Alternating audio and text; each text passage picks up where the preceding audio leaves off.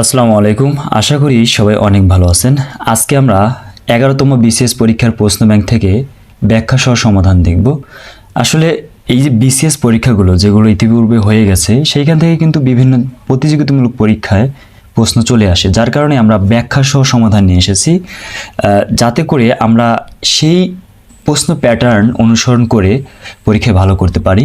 11তম BCS পরীক্ষায় প্রথম প্রশ্ন যেটা ছিল বাংলা থেকে, বৈরাগ্য সাধনে শূন্যস্থান সে আমার নয়, এখানে শূন্যস্থান পূরণ করতে বলা হয়েছে। দেখুন, এইটা হচ্ছে রবীন্দ্রনাথ ঠাকুরের নৈবেদ্য কাব্যের একটা লাইন, যে বৈরাগ্য সাধনে মুক্তি সে আমার নয়। আমাদের এখানে শূন্যস্থান রাখা হয়েছে, তার মানে হচ্ছে আমাদের সঠিক উত্তর হবে মুক্তি। তো শুধু এইটা জানলে হবে না, এই যে নৈবেদ্য এটা একটা কি কাব্যের নাম, এটার বিখ্যাত একটি কবিতা হচ্ছে বৈরাগ্য সাধনে মুক্তি সে আমার নয়।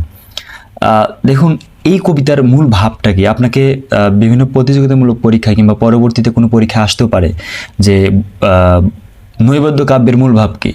দেখুন, এই কবিতার এই কাব্যের মূল ভাব হলো পার্থিব জগতের বন্ধন থেকে মুক্তি লাভ করা, বৈরাগ্যের মাধ্যমে নয়, বরং জগতের আনন্দ ও বন্ধনের মধ্য থেকেই মুক্তি খুঁজে নেওয়া। রবীন্দ্রনাথ ঠাকুর মনে করেন ইন্দ্রিয় সংযত করে যোগাসনের মাধ্যমে মুক্তি লাভ করা তার কাম্য নয়। অর্থাৎ আপনি শুধু বৈরাগী হয়ে যাবেন, সম্পূর্ণ পৃথিবী ঘুরে বেড়াবেন, অথচ সুখ লাভ করা যেতে পারে পার্থিব জগতের বন্ধন থেকে মুক্তি লাভের মাধ্যমে, এইটা করবেন না, শুধু বৈরাগের মাধ্যমে নয়, তাহলে হবে না। অর্থাৎ আপনাকে জগতের আনন্দ এবং বন্ধনের মধ্য থেকেই মুক্তি খুঁজতে হবে, যেটা এই যে এখানে সুন্দরভাবে বলা আছে যে জগতের আনন্দ এবং বন্ধনের মধ্যেই মুক্তি খুঁজে নেওয়া হচ্ছে এই কবিতার মূল ভাব। আচ্ছা, সমাস ভাষাকে কি করে? বিস্তৃত করে না, সমাস ভাষাকে সংক্ষিপ্ত করে। এটা হচ্ছে নবম দশম শ্রেণীর ব্যাকরণ বইয়ে, আপনার পুরাতন ব্যাকরণে যদি দেখেন তাহলে 61 নম্বর পেজে পাবেন যে সমাস ভাষাকে সংক্ষিপ্ত করে। তো সমাস আসলে কি? বাংলা ভাষায় ব্যবহৃত অর্থ সম্বন্ধযুক্ত একাধিক পদের একটি পদে পরিণত করার প্রক্রিয়াকে কি বলতেছি আমরা? সমাস বলতেছি। তার মানে হচ্ছে একাধিক পদকে একটি পদে পরিণত হওয়ার প্রক্রিয়াকে আমরা সমাস বলি। বাংলা ভাষায় যে সকল প্রক্রিয়ায় নতুন শব্দ বা পদ সৃষ্টি হয় বা তৈরি হয়, সমাস তার মধ্যে একটি। সমাসের রীতি সংস্কৃত থেকে বাংলায় এসেছে, তার মানে হচ্ছে সমাসের রীতি কোথা থেকে এসেছে? সংস্কৃত থেকে।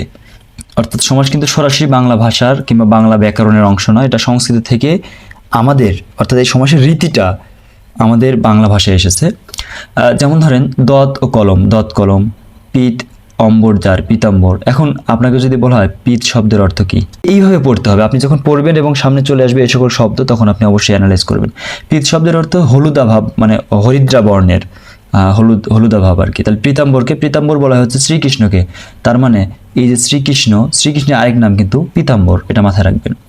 সমাসের প্রক্রিয়ায় সমাসবদ্ধ বা সমাস নিষ্পন্ন পদটিকে বলা হচ্ছে সমস্ত পদ। অর্থাৎ এই যে দত কলম আবার যে পীতাম্বর, এই দুইটা হচ্ছে সমস্ত পদ। এই যে দত কলম পীতাম্বর হলো সমস্ত পদ। সমস্ত পদ কতগুলো পদের মিলিত রূপ? এই যে এই অংশটাকে বলা হবে পূর্বপদ, অর্থাৎ দতটাকে বলা হবে পূর্বপদ এবং কলমটাকে বলা হবে হচ্ছে উত্তরপদ বা পরপদ। যেটা হচ্ছে সমাসের পদ হচ্ছে দুই ধরনের, একটা হচ্ছে পূর্বপদ এবং উত্তরপদ। যাই হোক, সমস্ত পদ কতগুলো পদের মিলিত রূপ? এই প্রতিটি পদকে বলে সমস্যমান পদ, অর্থাৎ সমাস নিষ্পন্ন পদকে বলা হয় হচ্ছে সমস্ত পদ বা সমস্যমান পদ। সমস্ত পদকে বিস্তৃত করে যে বাক্যাংশ পাওয়া যায় তাকে বলা হয় সমাস বাক্য, ব্যাস বাক্য বা বিগ্রহ বাক্য। এখন এই যে আবার চলে আসেন, পিত অম্বর যার, এইটা হচ্ছে বিগ্রহ বাক্য বা ব্যাস বাক্য।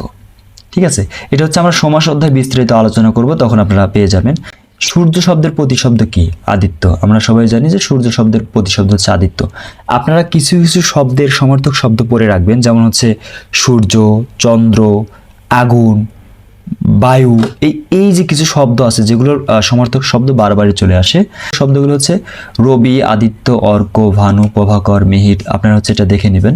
অর্ধচন্দ্র অর্থ কি? এটা একটা হচ্ছে বাগধারা, যার অর্থ হচ্ছে গলা ধাক্কা দেওয়া। অর্ধচন্দ্র অর্থ হচ্ছে অর্ধেক চন্দ্র বা চাঁদ। বাগধারাটির অর্থ গলা ধাক্কা। সুবিধার্থে, মনে রাখার সুবিধার্থে বলা হয়েছে, যখন আমরা কাউকে গলা ধাক্কা দিই তখন আমাদের হাতটা কি অর্ধেক চাঁদের মতো দেখায়, সেখান থেকে অর্ধচন্দ্র শব্দের উৎপত্তি। কোনটি শুদ্ধ, এখানে কোন বানানটি শুদ্ধ সেটা দেখানো হয়েছে। সৌজন্যতা, সৌজন্য হচ্ছে শুদ্ধ বানান, যার অর্থ হচ্ছে ভদ্রতা, অমায়িক বা শিষ্ট ব্যবহার। বেগম রোকেয়ার রচনা কোনটি? আমরা জানি বেগম রোকেয়ার রচনা হচ্ছে অবরোধবাসিনী। লাল সাল হচ্ছে সৈয়দ ওয়ালিউল্লাহর। অবরোধবাসিনী হচ্ছে বেগম রোকেয়ার একটি রচনা। অবরোধবাসিনী ভারতবর্ষের অগ্রণী নারীবাদী লেখিকা রোকেয়া সাখাওয়াত হোসেনের রচিত একটি গ্রন্থ। তার মানে হচ্ছে এটা রোকেয়া সাখাওয়াত হোসেনের একটি গ্রন্থ। বেগম রোকেয়া সাখাওয়াত হোসেন তিনি হচ্ছে নারী জাগরণের অগ্রদূত বলা হয়। আপনাকে প্রশ্ন আসতে পারে যে নারী জাগরণের অগ্রদূতকে, অবশ্যই রোকেয়া সাখাওয়াত হোসেন। তার অন্যতম শ্রেষ্ঠ সাহিত্য কীর্তি হিসেবে বিবেচিত গ্রন্থটি 1931 সালে প্রকাশিত হয়। প্রকাশ সাল হচ্ছে 1931 সাল।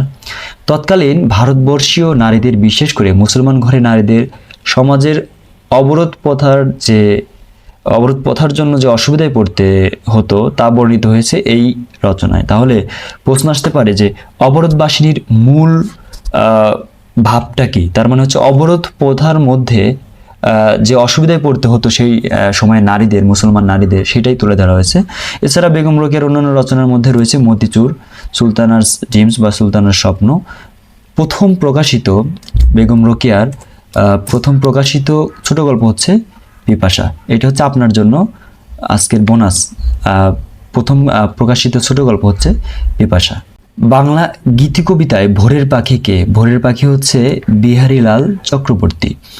বাংলা গীতি কবিতায় ভোরের পাখি হচ্ছে বিহারীলাল চক্রবর্তী। শুধু এইটা পড়লে হবে না, আমাদের জানতে হবে কেন কিংবা কে তাকে নামকরণ করলো। এইটা বিহারীলাল চক্রবর্তীর জন্ম হচ্ছে 1835 সালে এবং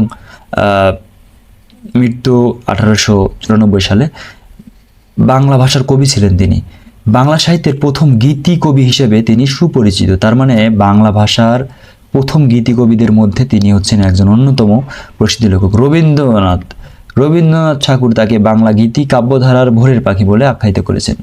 এই যে ভোরের পাখি বলা হচ্ছে বিহারীলাল চক্রবর্তীকে, এবং তাকে কেন গীতি কবি বলা হচ্ছে, মানে কেন ভোরের পাখি বলা হচ্ছে? কারণ রবীন্দ্রনাথ ঠাকুর তাকে এই নামে আখ্যায়িত করেছেন। দেখেন, পরবর্তী একটা বিশেষে কিন্তু চলে আসছিল যে বিহারীলাল চক্রবর্তীকে ভোরের পাখি বলে আখ্যায়িত করেছেন কে? অপশন ছিল রবীন্দ্রনাথ ঠাকুর। তার মানে এই যে ব্যাখ্যা একটা গুরুত্বপূর্ণ বিষয়। কোনটি শুদ্ধ বাক্য? এখানে শুদ্ধ বাক্য কোথায়? কোনটি? একটি গোপনীয় কথা বলি। গোপনীয় কথা হয় না, কথা এখানে একটা বিশেষণ বসবে। কথা হচ্ছে নাউন, তার আগে বিশেষণ বসবে। আমরা জানি যে নামবাচক শব্দের আগে একটা গুণবাচক শব্দ বসে, যেমন হচ্ছে গোপন কথা। কথাটা কেমন? গোপন। তার মানে এটা হচ্ছে শুদ্ধ। এটা হচ্ছে নাউন। আমরা যদি কথাকে নাউন ধরি তাহলে গোপন হচ্ছে অ্যাডজেক্টিভ। অ্যাডজেক্টিভ প্লাস নাউন বসে, আমরা জানি। তো আমাদের সঠিক উত্তর হচ্ছে একটি গোপন কথা বলি। সংশয় এর বিপরীতার্থক শব্দ কোনটি? এখানে ব্যাখ্যার কোনো প্রয়োজন নেই, কারণ সংশয় প্রত্যয়, বিপরীতার্থক শব্দ হচ্ছে প্রত্যয়। প্রত্যয় শব্দের অর্থ কি? নিশ্চয়তা, প্রতীতি, বিশ্বাস ইত্যাদি। শিষ্টাচার এর সমার্থক শব্দ কোনটি? সদাচার। শিষ্টাচারের সমার্থক শব্দ হচ্ছে সদাচার। ক্ষমার যোগ্য এর বাক্য সংকোচন কি হবে? ক্ষমার্ঘ। এখানে গুরুত্বপূর্ণ কয়েকটি এক কথায় প্রকাশ দেওয়া আছে বা বাক্য সংকোচন দেওয়া আছে, যেমন হচ্ছে যার অনুরাগ দূর হয়েছে, বিতরাগ। যার পূর্ব জন্মের কথা স্মরণ থাকে, জাতিস্বর। যে নারী নিজে বর বরণ করে নেয়, স্বয়ংবরা। যে ব্যক্তি দ্বার রক্ষার জন্য নিযুক্ত, দারোয়ান। যে সন্তান পিতার মৃত্যুর পরে জন্মে, মরণোত্তর জাত। যে আলোতে কমুদ ফোটে, কমুদি। ক্ষমার যোগ্য, ক্ষমার্ঘ। বাঘের চামড়া, কীর্তি। তাহলে বলেন তো ক্ষমার অযোগ্য এর বাক্য সংকোচন কি হবে? এটা আপনাদের হচ্ছে হোমওয়ার্ক। মোস্তফা চরিত গ্রন্থের রচয়িতাকে? এখানে হচ্ছে মাওলানা আকরাম খা দেওয়া আছে, যদিও মোহাম্মদ আকরাম খা হবে, মাওলানা মোহাম্মদ আকরাম খা। তার কয়েকটি গ্রন্থ রয়েছে যেগুলো আপনারা পড়বেন। আর বলে রাখি, মোস্তফা চরিত্র কিন্তু মহানবী সাল্লাল্লাহু আলাইহি সাল্লামের জীবনী নিয়ে লেখা, মানে সিরাত যাকে বলে, তো সেটা নিয়ে লেখা। আপনারা চাইলে পড়ে নিতে পারেন। আমার দেখা রাজনীতির 50 বছর গ্রন্থটির রচয়িতাকে? আবুল মনসুর আহমেদ। কিছু বিষয় আপনাকে অবশ্যই মুখস্থ করে যেতে হবে, যেমন এই গ্রন্থের রচয়িতা আসলে কে?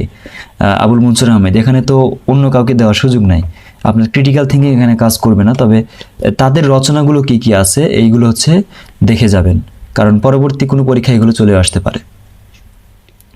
পুঁথি সাহিত্যের প্রাচীনতম লেখক কে? এর মধ্যে যারা আছে তার মধ্যে উত্তর হবে সৈয়দ হামজা, যদিও পুঁথি সাহিত্যের প্রাচীন লেখক হচ্ছে ফকির গরিবুল্লাহ।